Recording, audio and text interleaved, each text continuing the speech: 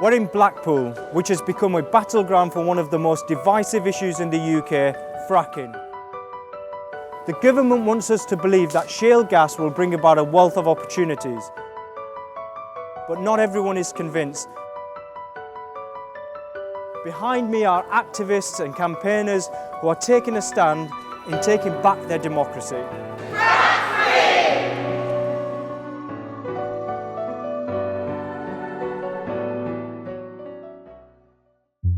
Following the discovery of significant reserves of natural gas, more than half the UK has now become a prime target to be fracked. High-volume hydraulic fracturing, or fracking, involves drilling deep down into shale rock formations and then drilling horizontally for miles. Using a combination of water and chemicals at intense pressures, cracks in the rock bed are created to release the shale gas within. When properly employed, this technique can offer one way to meet our increasing demands for lower cost energy. However, problems such as leaking and damaged wells are now known to be contaminating communities' drinking water. In spite of such adverse effects, major private energy firms are lining up to get their share of the profits. At the forefront of this movement is Cuadrilla Resources, the first UK company to explore for shale gas. Being a relatively new form of energy exploitation, fracking has really only progressed within the US for the past couple of years, and although it's created an economic boom and given rise to a new wave of multimillionaires, it has divided communities amidst accusations of environmental damage and public health concerns. Just like that. So we set out on a journey to find out what fracking means for the UK.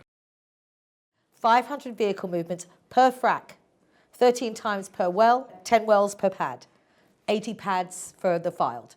I can't even do the math, but you know how, you couldn't even get on the goddamn road. This is Tina Louise Rothery. Tina is a self-proclaimed activist and is a well-known face in the UK's fight against fracking.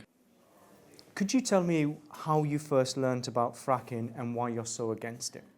First I knew really was in early 2012 when I received a brochure from Cuadrilla, and I was looking at the formation of the sentence thinking, why didn't you just say this won't happen? Give me a fact. But it wasn't, it was wriggle room. It was like deliberately worded so that if one day you do accidentally kill people in the future with your contaminated water, you can get out of it and say, well, we didn't say we wouldn't. Very early on, as soon as you realised that the head of Cuadrilla was Lord Brown, you were instantly like, oh, that's rather interesting. He wanders around our corridors of power. So if we weren't nervous about the vague brochure, we were certainly nervous at that point at their choice of personnel. And then you looked at the regulatory bodies. So you looked at things like the Royal Society was going to produce a study. Department of Energy and Climate Change was going to be with one of the key regulators. And then you look at Lord Brown's previous affiliations. Oh, right, he once headed up the Royal Society and he was key in the Department of Energy and Climate Change, and still to this day has influence over who is he hired into the Department of Energy and Climate Change. And if you weren't peed off about the brochure and the choice of man at that point, you were then looking at the fact that, whoa, did you just do this in front of us and think, we don't notice?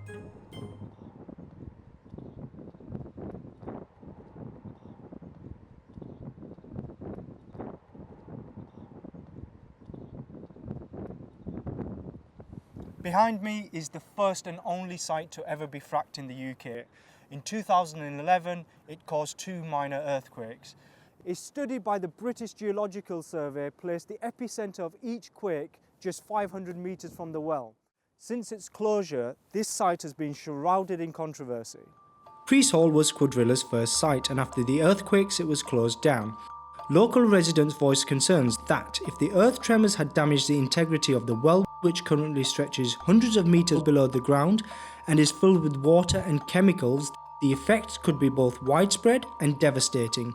Conducting their own research, Cuadrilla concluded that their well remained intact, but a series of emails made public between Cuadrilla and the health and safety executive have revealed a leak between the inner casing of the well and a pressure reading that, according to independent experts, suggest a well integrity failure. Before leaving the site at Priest Hall Farm, we were approached by a man named John, who claimed to be the owner of the land in question. He told us that he had leased his land to Cuadrilla in 2010 at a cost of £8,000. I wanted to ask him about the controversy surrounding the leaked emails. Cuadrilla can't be caught out lying, they look stupid.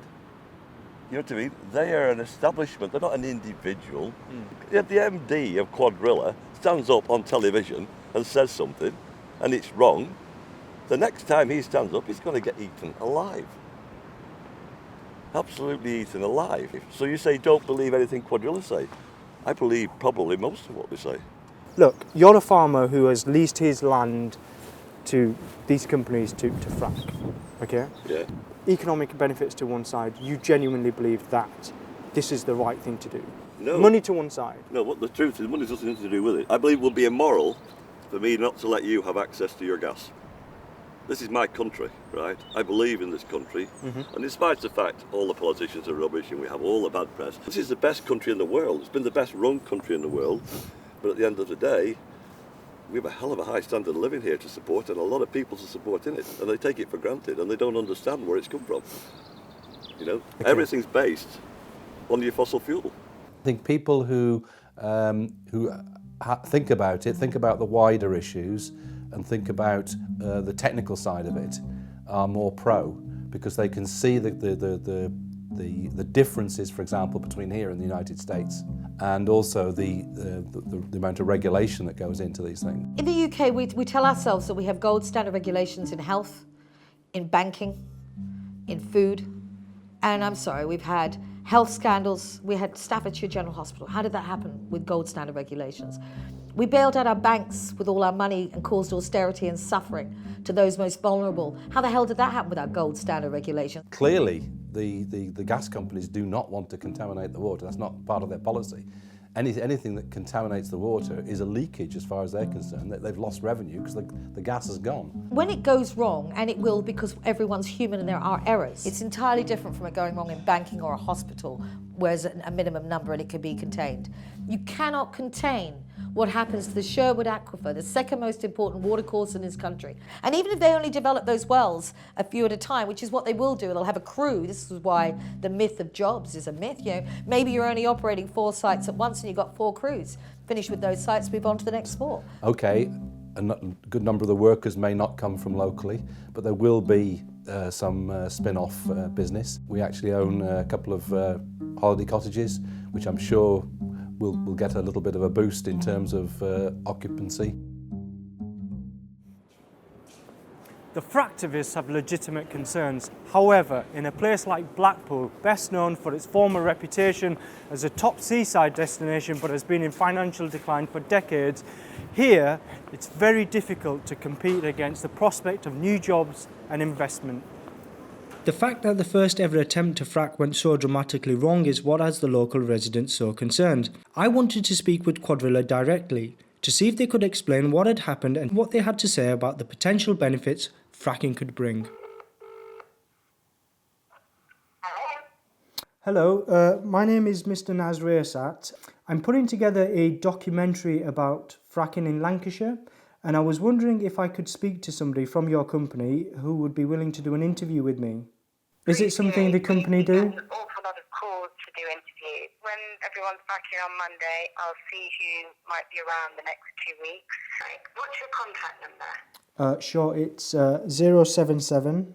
I wasn't overly confident that Quadrilla would grant us an interview. They are currently waiting to find out if they are to be given access to return to Lancashire to frack. If they are granted permission, it would mark a significant win for the shale gas industry, a result that could spearhead the drive for other companies to get involved. I decided to travel out and visit the site that Quadrilla had identified for its next venture. We're here at Preston New Road, where in July last year, Quadrilla submitted plans to Lancashire County Council to frack this site. Although the council's decision was temporarily deferred, further consultation is now beginning to resume, and the council is set to make a decision on the proposal in about a month's time.